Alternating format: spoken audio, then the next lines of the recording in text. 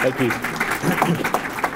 Yeah, so I wrote a book, 2005, called Communities Dominates Brands, Business and Marketing Challenges for the 21st Century. I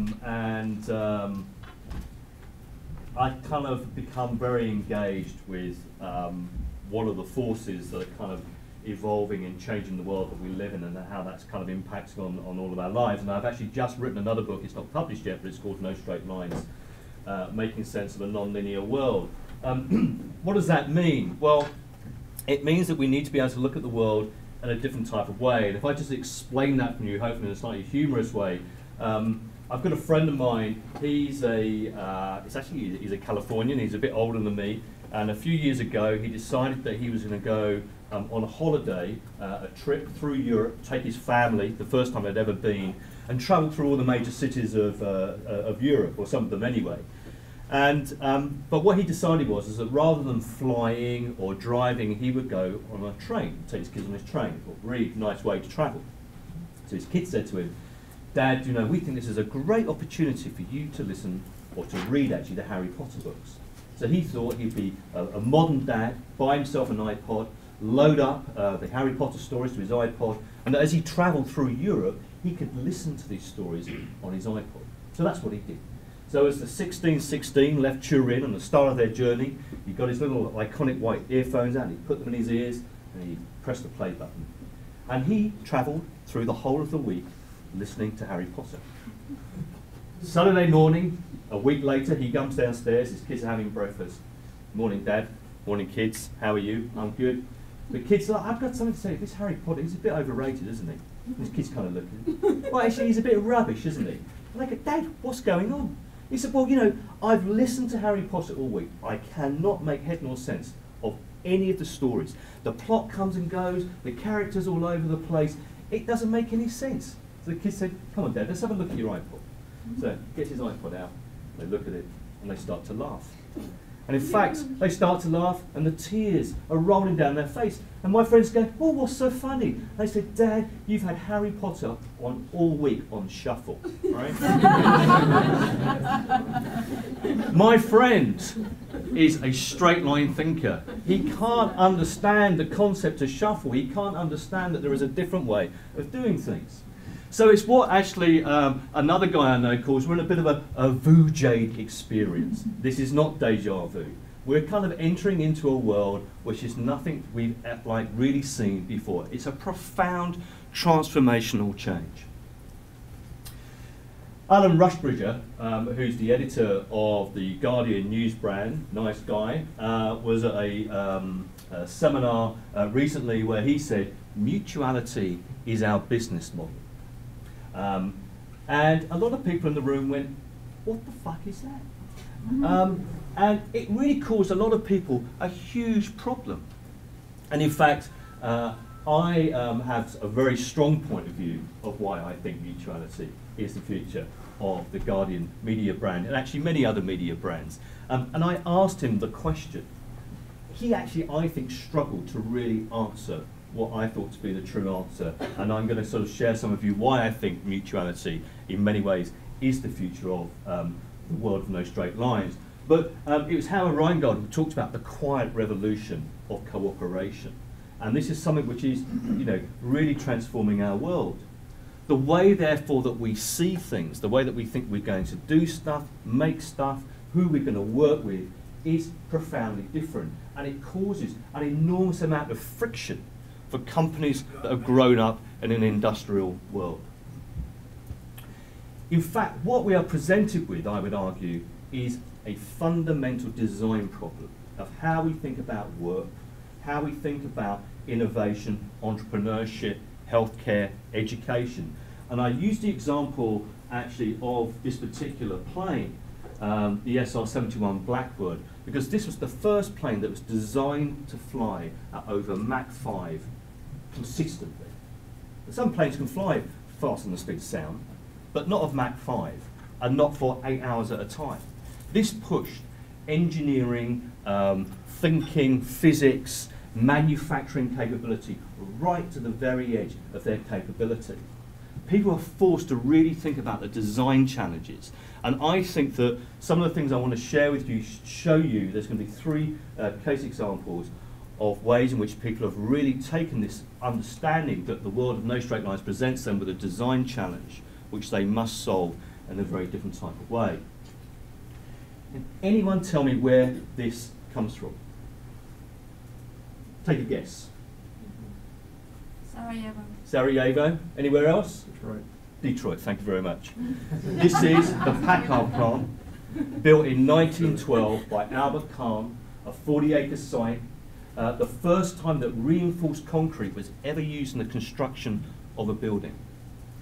And today, it is a monument of what happens when actually you build things that cannot adapt to a world around you. Detroit, there's a great film actually that the BBC made called Requiem for Detroit. A city built for 2 million people with under 800,000 people now living in that place.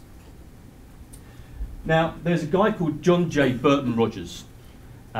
Jay's grandfather ran the Indian Motorcycle Company for a number of years. And Jay said, and he grew up in Flint, Michigan, very important to the story of this. So he grew up around cars, he grew up in that big industrial environment. And Jay said, my grandfather gave me the disease, the love of all things on 2 and 4 wheels with an engine in them. Jay was actually in the Marine Corps for 8 years, and he did that after leaving Princeton because he was very unhappy with the way that he was being educated and being asked to think about engineering and design. So he joined the Marine Corps, was a company commander, left that, and really started to think about what his passion was and what things meant to him. And he felt, you know, I've got this disease, and it's a thing called cars, it's got engines in it. But the way that we are doing stuff doesn't make sense. In Britain, we have an overcapacity of 30% of automotive engineering. I mean, that's extraordinary. 30% of people's time, if you were told that for the next 20 years of your life, 30% of your life was going to be wasted, that's an extraordinary wastage. Time, materials, costs, all of these things.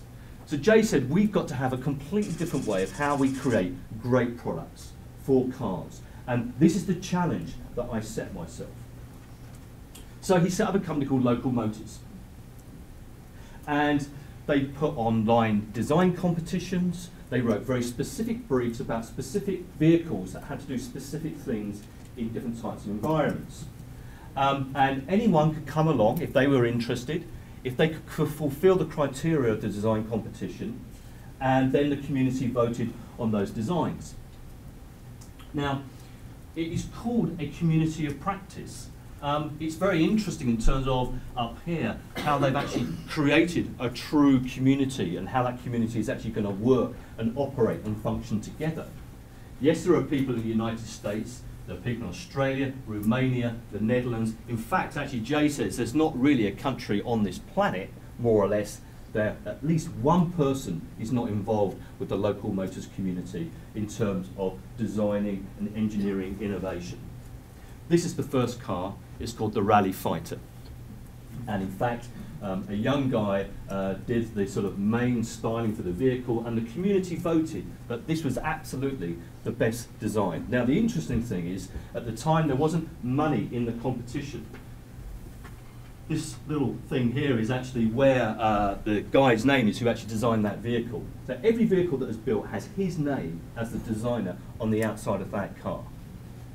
Why is he doing this? Because actually he's truly motivated, because he's passionate about vehicle design and manufacture. It was, Doc Searls that said markets are conversations. He said that 10 years ago. Jonathan Schwartz, the COO of Sun Microsystems, said my 1,000 bloggers at Sun have done more for this company than $1 billion ad campaign ever could have done, because you get a window into this organisation that is completely different.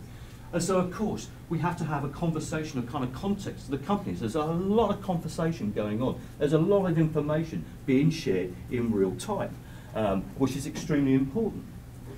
And they get people to come together face to face.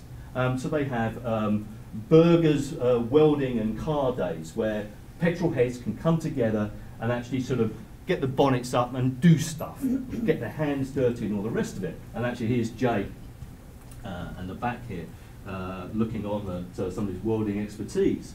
Now, of course, all of that is filmed and recorded, and it goes up on Facebook, because that's what you do, right? And you're sharing that knowledge and information. Now, the interesting thing is that when you buy a Local Motors car, you have to be part of the build process. It doesn't matter whether you have a PhD in engineering design, or whether you've never changed a wing nut in your life. You're going to get in that factory, you're going to roll your sleeves up, and you're going to build that car. Now, the reason why you're going to build that car is, in fact, the research shows that if you do that, you bond with that vehicle. And you are 80% less likely to default on your down payments on that car as a consequence of that. So, you know, this is extremely important. But it's now your car.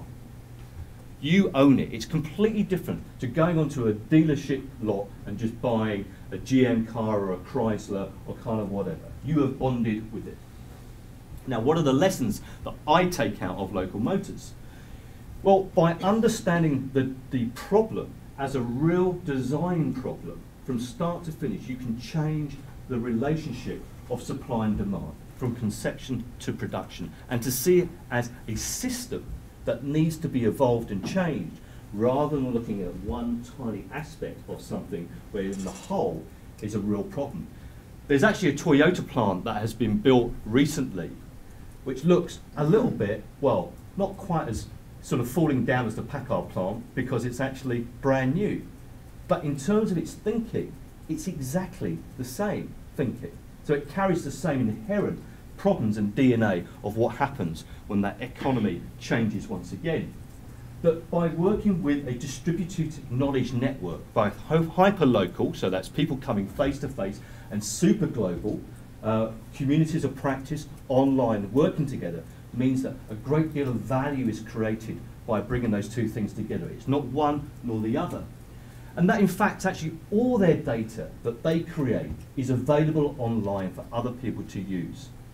Now, Jay says that, in fact, when they started, lots of the big car companies weren't really interested in what they were doing. But when they started to see how they were working, they were very interested. And they said to Jay, we'd love you to come and tell us how you do it. He said, I'd love to do that. I'll come and do that. I'll come and speak to anyone.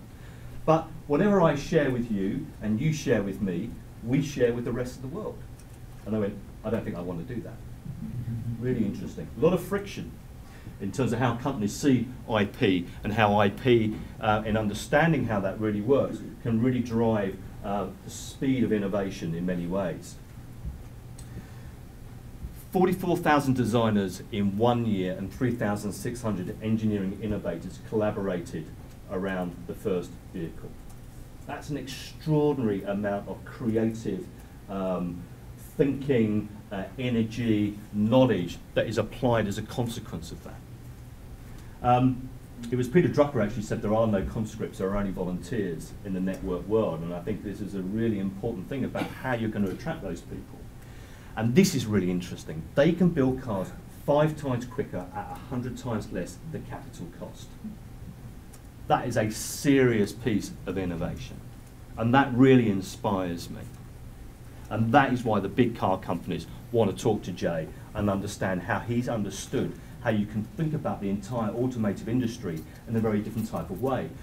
He doesn't want to build a Packard plant, he doesn't want to build a new Toyota plant, he wants to build micro factories, because it's local motors, local people, local jobs, where although they're creating an overall blueprint, they can allow money to flow into local communities and provide that stability to those communities in a completely different way. And because, in fact, they are in this constant dialogue with so many people, not just from Local Motors to the community, but the community talking to each other, they are, in fact, the learning organisation. Learning in this world is not a nice to have. Learning is absolutely an imperative of survival. I actually started off training as a typographer many, many years ago. And actually, I was taught of how to do that in a very traditional way. 2 or 3 years after I left college, I got a job, I went to work, and there was a little Apple Classic Macintosh for me to use. And that industry, a particular part of the publishing industry, died overnight as a consequence of that. And I realised that if I wasn't part of constantly upgrading myself, or constantly being in beta, then I possibly could be on the scrap heap because I didn't have the skills to offer to a world that had changed around me. Now, the next story I'm going to talk about is a company called Grow VC, which I have to put my hand up and say I am involved with, but I would have told this story anyway. And it's, in many ways, a very personal story. And Yoko, one of the founders, is here today. We had a personal experience of being engaged with a company which had traditional VC funding. And I can tell you, the only thing that VC funding did was destroy the value in that company. I personally witnessed it. And I resigned from the board in that company in the end because, as my friend Reg Snodgrass actually said from Alcatel-Lucent, sometimes common sense is not always that common. So what we find is, in fact, that there is more money raised already, and I think we already have mentioned it, from angel investors and friends and family than actually from traditional VCs. There's also the fact that actually if you want to do business once upon a time, or you wanted to have money from Silicon Valley, you would have had to have moved here, or you've had to have gone, because that's the way it worked. But then you're locked in limited knowledge centres. For example, in the UK, a lot of VCs will not invest in what we call 2.0 or social media because they don't understand it. And I've actually done some due diligence for some companies and for some VCs in the UK. And I'm shocked that we're even talking to some of these people because they haven't worked out what their business model is. They don't really know what their technology platform is. They haven't really thought about what their management team is. And that VC should have known that at the very beginning. He's wasted his time. So in the same way that I think Jay was faced with a 40-acre plant that really inspired him, and seeing how a community was completely devastated by its inability to adapt to a world changing around it, I think we see, not just in terms of Grow, but whether it's Y Combinator or Techstars or Kickstarter or whatever, there's many companies now really starting to think about completely different ways about how you bootstrap companies, where you get funding from, because actually where you get the funding from is as important as actually getting that funding in the first place, as I learned from my own hard-won personal experience of seeing what happens when people really don't want to open their ears and listen to good advice. So, in fact, the guys had a dream. They were really passionate about the fact there had to be a designed response to thinking about how you could get these people to come together in completely different types of ways. And they said, we've got to have a set of values that are really important to us, that are core to us, that we can communicate to this community. And that we've got to weave trust into the absolute process of this business. Something when I speak to Jay from Local Motors, I absolutely sense the same thing resonating off that human being. This is a fundamental part of being in business. He's there to do something else. Money is almost a byproduct of actually the reason why he's gone into business in the first place. And by looking at some of the other models out there where massive flows of co-creation, collaboration, networks and systems thinking, partnership has enabled funding and innovation and entrepreneurship to thrive, this is what Grow VC said they wanted to be. And they said that the next Silicon Valley is a virtual Silicon Valley. It's not a place, it's a concept.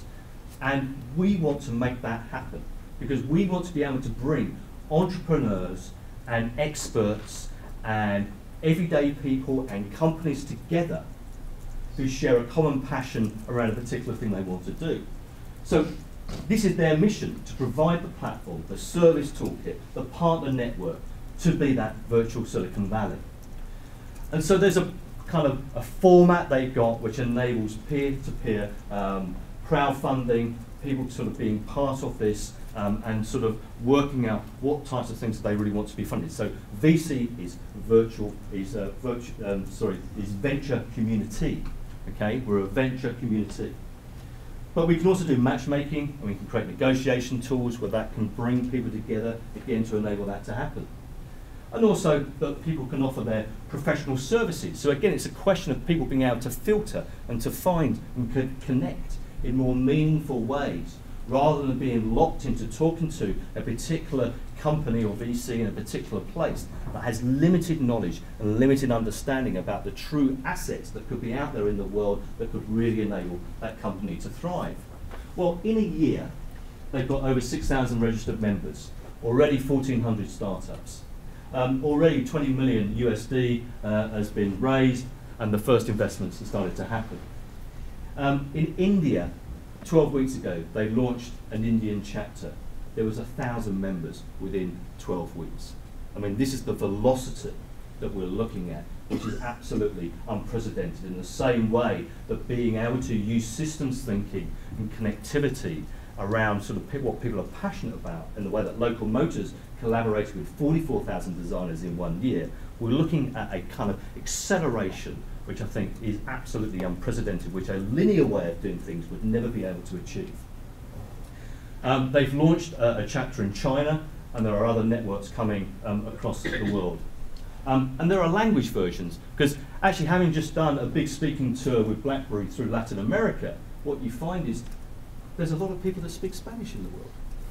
And there's a lot of people that would prefer to speak Spanish in this world rather than English. And I can tell you that traveling to Latin America, where I speak almost no Spanish whatsoever, was a little bit tough on occasion. So I've got some real respect for understanding that people will want to actually talk and collaborate in their own languages sometimes, other than English. Now, why do people want to work with Grow VC? There's a gentleman called Mark. We'll leave it at that, but he's a very successful investment banker in New York. And he got in touch with Grow and he said, I'm a pretty wealthy guy. I work with a very successful investment firm in New York, but I hate my job. I like the money, but I hate my job. I'd love to come and work with you and feel that I'm part of something that is really doing something in this world. I want to really release my passion into something that means something to me. And I think that this is actually very true of this sort of no straight lines approach, this ability of how you attract people to want to come and give their creative best. Because in fact, we are quite often, and very often, motivated not by commercial gain, but actually by something much, much deeper. And I've always believed that. I actually sort of come from the world of advertising and marketing on the creative side, and for me, you know, your creativity is released because actually you want to be able to do your best, and people to say your best was great and we love the work that you've delivered, and that's extremely important. So be able to create environments where people really feel to be encouraged to give their creative best, I think is equally important, and that will change the result of what actually you're trying to achieve as a consequence of that. And the last case history is a company called TextEagle in Africa. I think it starts off in Rwanda. And the story is very simple. What Nathan Eagle, the founder, said is, for our corporate clients, what we allow you to do is to connect with one of the largest knowledge networks in the world, which is 2 billion plus people that are literate and numerate, that also have a mobile device. For those people, we can connect them up to a global economic network that allows you to earn money that you would never get any other way. Now, how does it work? TextEagle receives a piece of work that it knows that by deconstructing that piece of work, it can be done on a mobile device. So I might get a phone call, I listen to something in English or whatever it is, and I translate that into my local language and my local dialect. It might be a bit of fact checking I could be doing on my mobile device. And it's done as a micro task. Then I send that back, and what ultimately TextEagle does is reconfigure that piece of work and send it back to the client. For those people, it means that they don't need to migrate. They can earn between $2 to $3 an hour for doing that work, and for many people that work on a dollar a day, that is transformational to their lives. How do they get paid? They get paid through a system called M-Pesa. You may or may not know that. Now, the interesting thing is that in Kenya, I think it is, this is actually how money transactions happen on M-Pesa. We're almost at 100%. Actually, 150 million euros a day is traded on M-Pesa, which is bigger than the trading that happens with Western Union. And I think that's really remarkable. And they see markets in other places. There are 13 million people that are economically active without a bank account. And the interesting thing is that I think we could take that learning and we could apply that to the West. We could think of other places where people are in poverty-stricken, hardships, but actually, you know, there are already, as we said, actually nearly 5 billion mobile devices in the world. What can we do to use that as a platform to enable people to be able to work in ways that previously they weren't able to, and for allow that money to flow in completely different types of ways? So what does text able to teach us? Well, it teaches us that we need to think completely differently about the nature of a workforce, the nature of an organisation, actually how we can get work done. And I think mobile is something that is quite often, I think we're realising it, but it's truly as more transformational than the internet will ever be. It's on a completely unprecedented scale. And so in a way, what Nathan has done has really inspired me to do something very, very interesting. Now, it was Proust who said the real voyage of discovery is not to seek new landscapes, but to look upon the world with fresh eyes. So I brought my Proust 3D Viewmaster with me, which is kind of handy to sort of maybe try and make sense of some of the things that I've talked about, which I think are sort of bigger issues and trends that we need to deal with. I think that systems thinking, understanding the world from a diverse perspective means that we need to look at blueprints that come from all sorts of different places and to think about how they can enable us to sort of design businesses, innovation, to do stuff in completely different ways. And I think that the three examples I've shown you are really alternative design solutions to things that are seen as intractable problems. That non-linear thinking is a cultural challenge. There are many people today, which is what I call in transition trauma. They're traumatized by what is happening around them. And the hysteria that goes on around social media, I think, really gets to me because they're misunderstanding some of the fundamental societal changes that are happening around us and why certain types of technologies are being utilized. And so we've got to kind of get more comfortable with this world of no straight lines. Thinking about the organisation then as a silo is not the way to see this. And in fact, if I kind of do some work with sort of larger organisations, what you find is by the way that those organisations have been structured means that they find it really difficult to adapt and change as a consequence of that. And so we've got to be able to think about how we can maybe address that, or how we create innovation, how we build the companies of the future, because we don't want any more 40-acre plants like the Detroit site to kind of happen again. Creativity for me is really, really important and quite often misunderstood. And I think that, you know, again, the three examples I've shown you have shown real creative thinking in thinking about how we can actually transform the world that we live in. And in fact, we are, as a species, a highly social, highly participatory species. And it is no accident that, in fact, you know, the sort of technologies that we're using are premised and that are ubiquitous are based on us being a highly participatory culture. But the way that we have seen business in the past, up until quite recently, has really misunderstood how we as human beings really interact. I like to say that nobody is clever as everybody. So how do we harness collective intelligence is extremely important. And there are a number of ways of doing that. There's not a one-size-fits-all thing. But understanding that is important.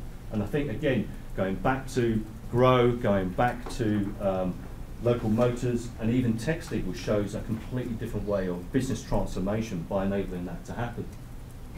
We need a different type of language to talk about things.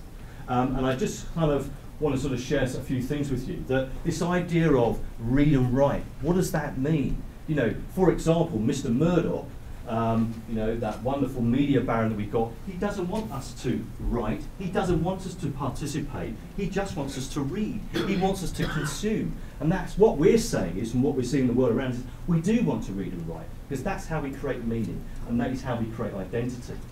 You know, markets are conversations, marketing is a conversation, business is in fact a social science. Not that you would believe that if you went and did an MBA. It's not social media, it is embedded sociability. Understanding how we embed sociability into our business practices is actually part of the transformational nature of this non-linear world. And so therefore I believe that people embrace what they create. By looking at what Jay did with the build process of the car, it's a very hard-nosed business decision. But understanding that process of creation or co-creation means that we are bound to things in completely different types of ways. It's not online or offline, it's blended reality. When companies say to me, oh, well, we're going to spend 50% of our marketing budget this year on digital, you kind of go, well, all you've done is divided the effectiveness of that budget in half. Looking at actually what local motors have done particularly really shows that when you design and blend the online and offline worlds together, really can enable your business to move in a very different type of way. And thinking about our guy Mark from New York, he really wants to use his craftsmanship, but in ways that he thinks are really sort of delivering value, that motivates him. In getting people to give their creative best is about craftsmanship in many ways. There's a great book called The Craftsman by Richard Sennett, which has really inspired me. I think it's really required reading in understanding craftsmanship in the 21st century. And in Communities Dominates Brands, we did actually talk about this model of commerce, culture, community, and connectivity. And it's about the overlapping of these four things, where we see kind of businesses of the future really being built, really thriving, and really moving forward. Some get this, some don't. It's I think it's very, very interesting. And it's not economies of scale, it's economies of scope. Nathan's text eagle thing is about economies of scope. It's not about scale. The way that Jay has harnessed the kind of creativity and intelligence of 44,000 people, 3,600 engineering innovators, or what Grow has done, is understanding the economies of scope and how you can reach that audience in a global world. And the NSL for me equals velocity, speed. So we need lightweight, flexible, adaptive, enabling platforms and processes that really enable us to move far more aggressively, you could say, more competitively in this world, because speed is very much part of it. Open platforms, open APIs, legal frameworks. Rather than creating a closed knowledge system or a closed economy, the more that you start to think about creating a sharing, connected environment means that actually more money's coming in. I think Grow, in fact, actually has open APIs on the back of its platform that allows other people to come in and sort of add and create value as a consequence of that. And that's a completely different way of thinking about business. And that enabling people to interface without interference is also extremely important. Nature's actually done an amazing thing with these things at the end of our hands called fingers, or if you believe in a slightly higher order, it's somebody up there. But the reality is that this interface without interference is extremely important. Look at people with the iPad, look at people with the iPhone. Think about that. Whereas Nokia said, we will never release a touchscreen phone. Really interesting in understanding those sorts of things. I think I've said it before, I'll re-emphasize it, and it was Howard Rheingold said that everything that defines the world of 2.0 is based on technologies and cooperation, where the emphasis is on the word cooperation than the word media or the word technology, because that's really the defining and driving part of what is happening to a lot of the technology in the world today. Trust networks, extremely important. Understanding how trust really can kind of change the way that other people think about it. And I think that there are things that exist in this world that are businesses which we tolerate in parentheses rather than truly embrace them. Because in fact, at the moment, they have the power and the control. But as soon as those toll gates come down, then the power renegotiation is full on, and people will not wait. So trust has to be a fundamental part, I think, of any business that we create.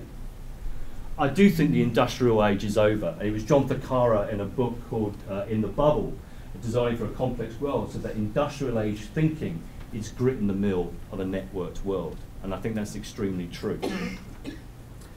We've got to do some epic shit. I think that, you know, the three examples again that I've shown you are all people that are truly motivated by wanting to do something different in this world. You know, and I sort of was talking to my daughter the other day in terms of she's 21 and what's she going to do, and we're going. I said, it's only you that knows what gets you out of bed on a Monday morning. I can't tell you what you should be doing. I know what gets me out of bed on a Monday morning, and you've got to ask yourself that question. Money is a consequence of actually what you do when you're most passionate at it, because you give it the very best you've got as a consequence of that.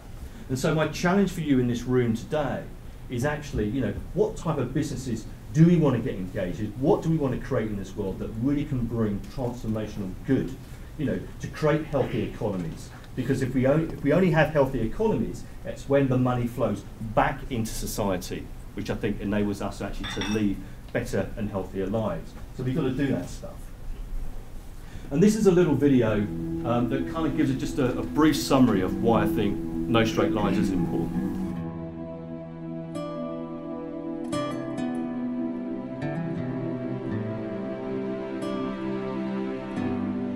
People only start to pay attention when, in fact, you know, they start to hemorrhage cash. Then people are prepared to sit down and go, okay, explain to me what I need to be doing. What exactly are we doing? What reason are we here? Why do we exist? Is it just to make money? So the only straight lines made in nature are made by man. But nature's not like that. Nature's more networked. It's more like an ecology. And the reason why this is important is, in fact, that we now live in what many describe as the network society, where we are creating, collaborating in ways which defy the logic of our industrial era. And this really is creating huge problems for people. People are sort of trying to deal with this new world, but they don't understand its language, they don't understand the logic. So my belief is that we need a new philosophy.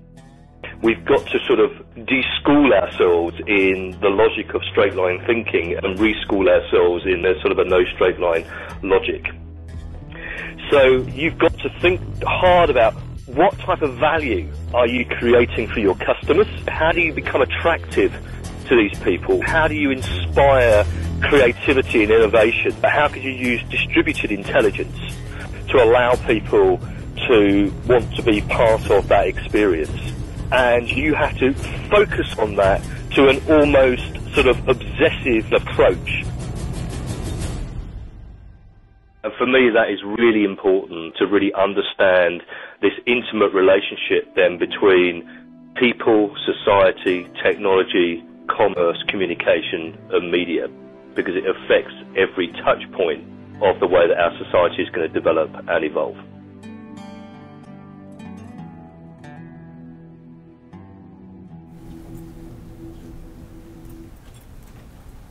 Thank you very much.